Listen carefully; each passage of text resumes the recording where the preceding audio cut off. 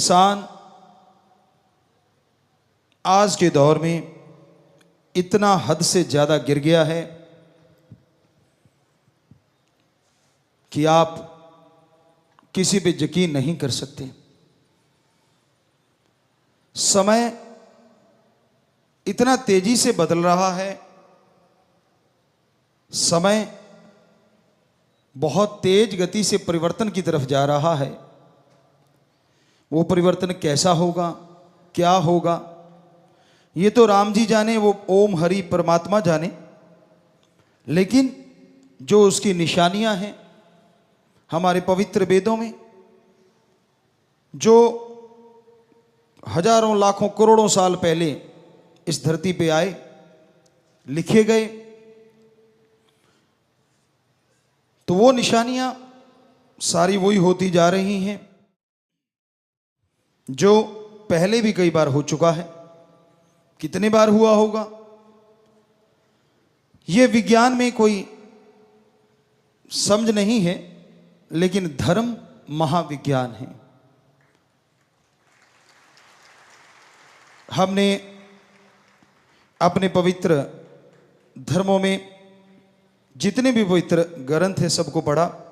पवित्र वेदों में पवित्र रामायण है, महाभारत है, और सभी धर्मों के पवित्र ग्रंथ, महापुरुषों के वचन पढ़ के देखे। और शास्त्र नाम शाह मस्ताना जी दाता ने फिर अनुभव करवाया, महसूस किया। तो आपसे बोला कि वही चीजें जो महसूस की आपको बताएंगे। तो आदि काल से इस तरह जब प्रकृति में परिवर्तन आते हैं, आज इस धरती पे आ रहे हैं, आज इस त्रिलोकी में आ रहे हैं, सैकड़ों त्रिलोकियां हैं, और ये परिवर्तन सब जगह आए हैं। उनके अनुसार आने वाला समय बहुत ही बुरा है। हम कोई डराना नहीं चाहते, हमारा कोई इरादा आपको डराने का नहीं है। हमारा कहने का मतलब कि जो दिन गुजर गया शुक्र करो, और आने वाला दिन बुरा होता जा रहा है। यकीन के लायक अगर दृढ़ यकीन करना चाहते हो, दृढ़ विश्वास रखना चाहते हो, तो एक ही है, ओम हरि अल्लाह परमात्मा सतगुरु दाता राम।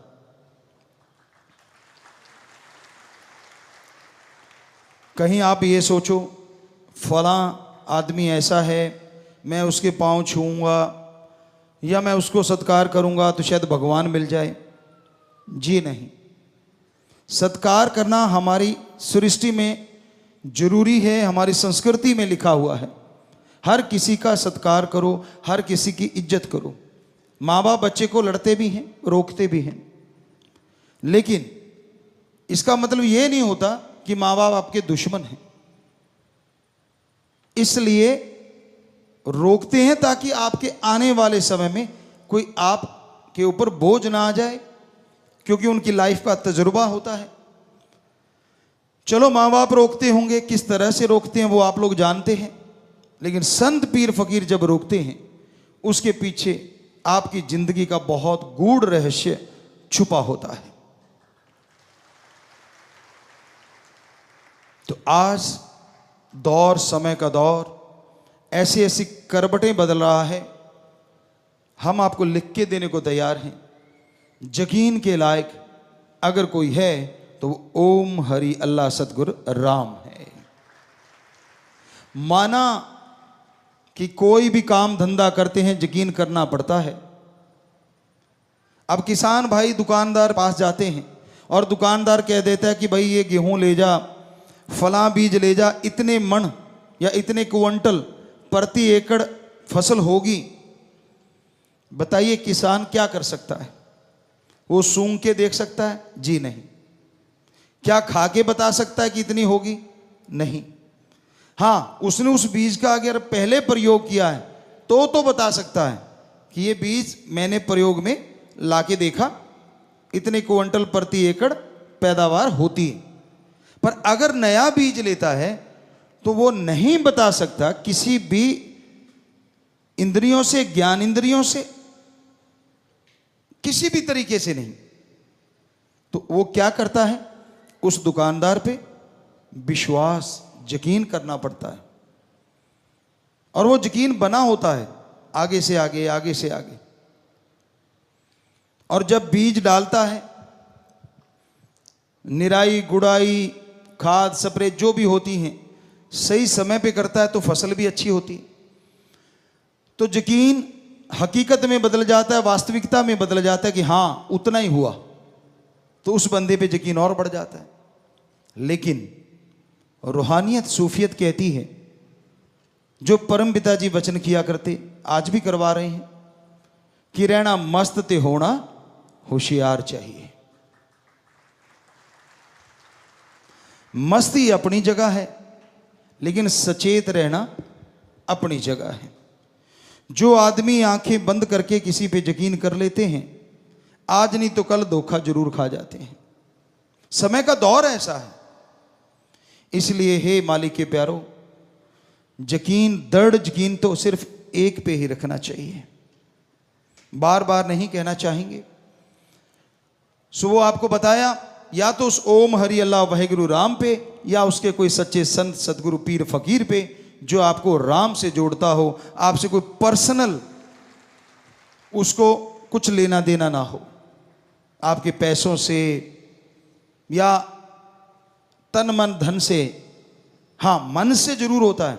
संत कहते कि मन को अच्छे कामों में लगा, बुरे कर्म मत कर, धन को अच्छे कर्मों में लगा, कार्य करता रहे और मेहनत की, कड़ा परिश्रम करके हक हलाल की कमाई कर, हार्ड वर्क कर। तो ये तो वो जरूर कहते हैं, पर उनको अपना कोई स्वार्थ किसी से नहीं होता। निस्वार्थ सेवा करता है सच्चा संत या उसकी औलाद, उसके भक्त। पर जब सेवा करते हो, किसी से मान बढ़ाई की इच्छा ना रखो।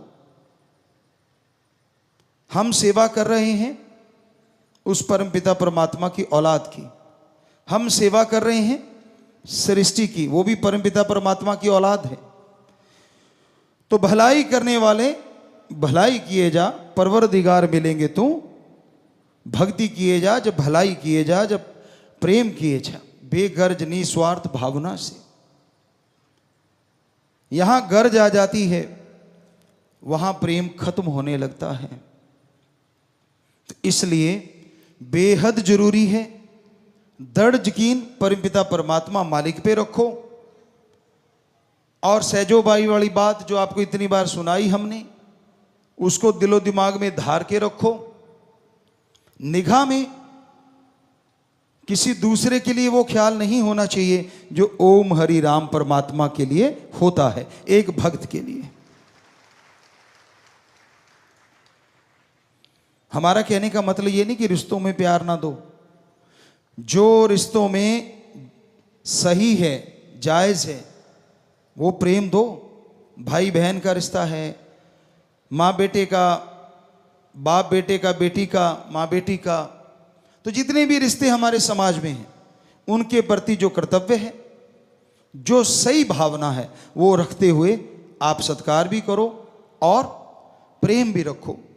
लेकिन हद से ना गुजर जाओ।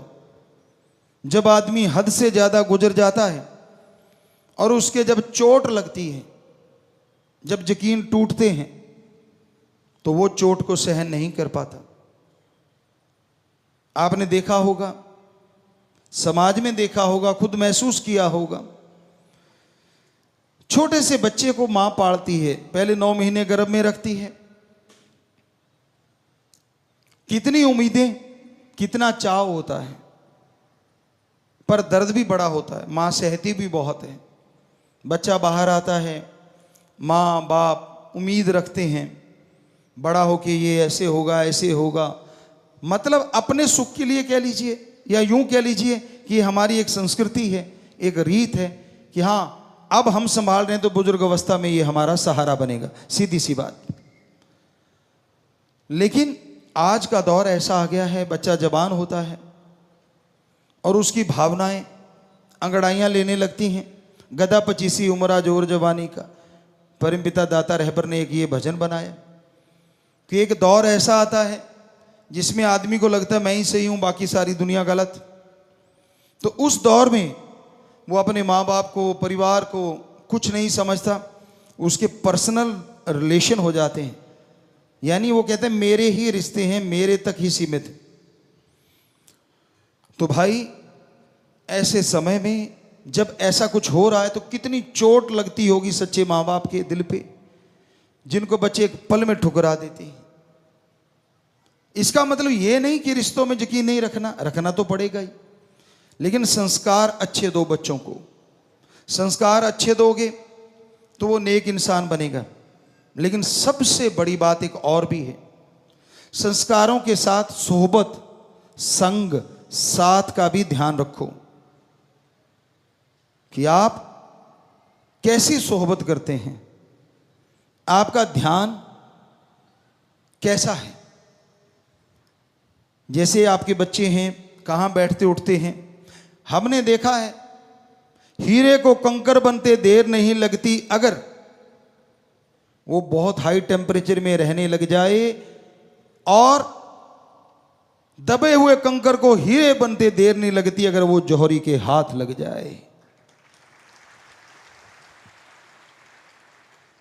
क्योंकि बहुत टेम्परेचर एक ऐसा डिग्री होता है जिसमें हीरा भी पिघल जाता है, और धरती से ही ये हीरे निकलते हैं, वो कंकर होते हैं, अनगढ़ होते हैं। और जब जौहरी की निगाह पड़ती है वो उसे तराश देता है, उसके एक एक कोण में, उसके रंग में, उसकी पॉलिश में ऐसा चमका देता है कि उसका मोल हजारों लाखों करोड़ों में चला जाता है। संग का रंग जरूर चढ़ता है। इसलिए बच्चों का ध्यान रखो, वो गलत सोहबत में ना चले जाएं। कितना भी बड़ा भक्त क्यों ना हो और कितना भी आम आदमी क्यों ना हो, इतिहास गवाह है ऐसे ऐसे लोग हुए जो बुरे कर्मों में बेहद मस्त थे, लेकिन किसी संत पीर फकीर की शरण में गए तो वो अव्वल दर्जे के भक्त बन गए, संत बन गए। और ऐसे ऐसे भी उदाहरण हैं कि माँ बाप बहुत बड़े भक्त थे, लेकिन उनके बच्चे गलत सोबत में पड़ गए और वो राक्षस बन गए। तो संग का रंग लाजमी चढ़ता है। जब आदमी किसी संग का हद से ज्यादा यकीन करने लग जाता है वो गलत है। आज के दौर में, आज का समय आपको जैसे बताया बहुत ही भयानक है। आने वाला समय कैसा होगा ये तो राम जी जानते हैं, लेकिन जो अनुभव में आता है कि अच्छा नहीं है। नशे के दरिया बह रहे हैं, ईगो, अहंकार के दरिया बह रहे हैं, पैसा भगवान हुआ पड़ा है, और सोहबत में जब आदमी गलत में पड़ता है अच्छे बुरे की पहचान नहीं रहती। इसलिए हम आप सबसे हाथ जोड़ के यही प्रार्थना करेंगे कि हद से ज़्यादा यकीन एक पे किया जाता है, वो ओम हरि या उसका कोई सच्चा संत पीर फकीर है, वरना और किसी पे हद से ज़्यादा, एक हद तक एक सीमा है रिश्तों की, उससे ज़्यादा अगर यकीन कर बैठोगे तो कभी भी धोखा खा सकते हो। हमने ये देखा पीर फकीर की बात ना मानते हुए कई सज्जन ऐसा कर बैठते हैं और फिर पछताते रहते हैं। तो आप सबसे यही प्रार्थना कि सुमरन किया करो, राम का नाम जपा करो, क्योंकि चक्की जब चलती है सब कुछ पिस जाता है, लेकिन जो धुरे के साथ लगे दाने, सारा आटा पिसने के बाद पत्थर उठाते हैं तो वो ज्यों के त्यों पड़े होते हैं। ये आज से नहीं, साईं मस्ताना जी महाराज 1948 से लेके आज तक पता नहीं ये कितनी बार वचन हम लोगों ने आपको किए होंगे, क्योंकि ये एहसास है, एक अनुभव है, एक तजुर्बा है सूफियत का, रूहानियत का।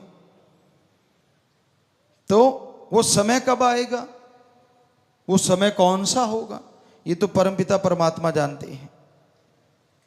लेकिन जो निशानियां हैं वो अजीबोगरीब जरूर हो रही हैं। क्या आप नहीं फील करते? आप किसी बुजुर्ग से पूछ लो, क्या मई के महीने में 15 दिन सावन जैसी झड़ी लगी है?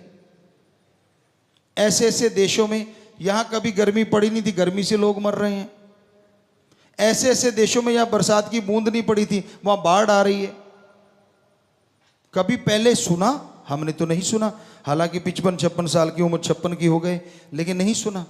तो हमसे बड़े भी उम्र में, उम्र दराज की बात है, बुजुर्गों से पूछा 100-100 साल के, वो कहते हमने नहीं सुना, हमने तो बाप दादा से नहीं सुना। तो इसका मतलब हो क्या रहा है? क्योंकि ऐसा ही समय कभी पहले भी आए थे। सब सृष्टियों में, सब धरतियों पे, सैकड़ों जगह जो त्रिलोकियां, उनमें भी आया। तो आज इंसान की ईगो बढ़ गई है।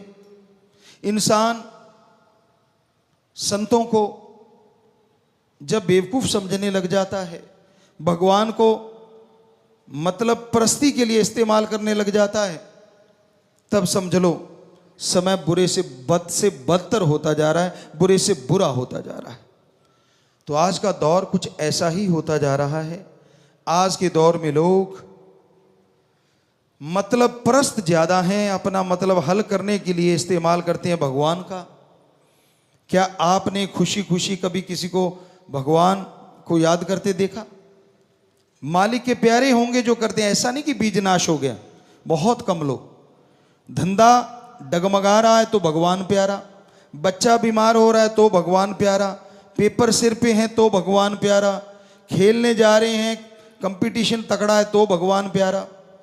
तो मेनली भगवान हम लोगों ने ऐसी शक्ति समझ लिया कि जब जरूरत पड़े इस्तेमाल कर लो, जब उसकी जरूरत नहीं साइड पे कर दो।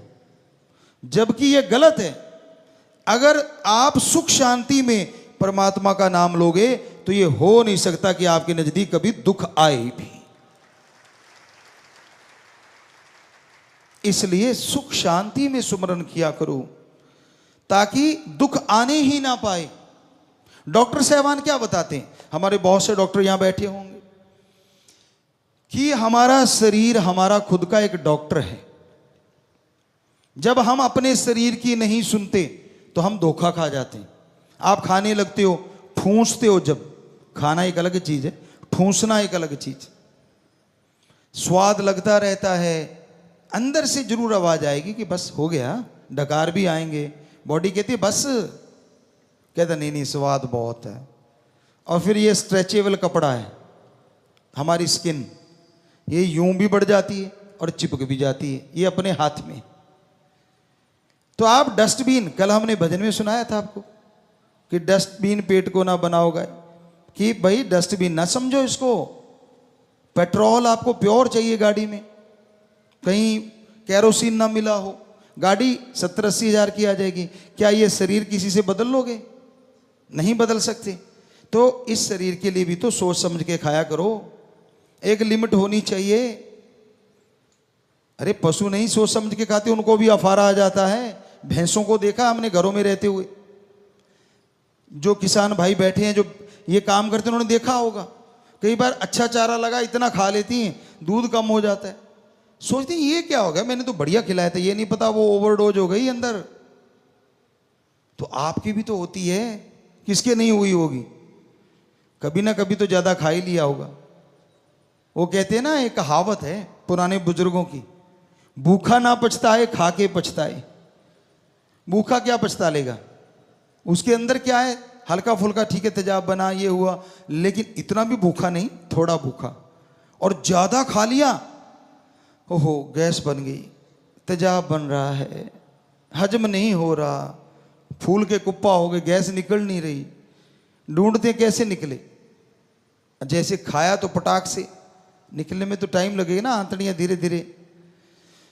तो कहने का मतलब, आप अपने शरीर का ध्यान रखिए और आत्मा का ख्याल रखिए। आत्मा का ख्याल रखोगे शरीर मजबूत हो जाएगा, आत्मा का ख्याल रखोगे तंदुरुस्ती ताजगी आएगी, आत्मा का ख्याल रखोगे विचार शुद्ध आएंगे, और शुद्ध विचार से ही हो सकता है भगवान कृपा कर दें और आने वाले भयानक समय को परिवर्तित कर दें और बदल दें, अदरवाइज मुश्किल है। तो सुमरन और सेवा नेक नियत से किया जाए, फलता फूलता जरूर है।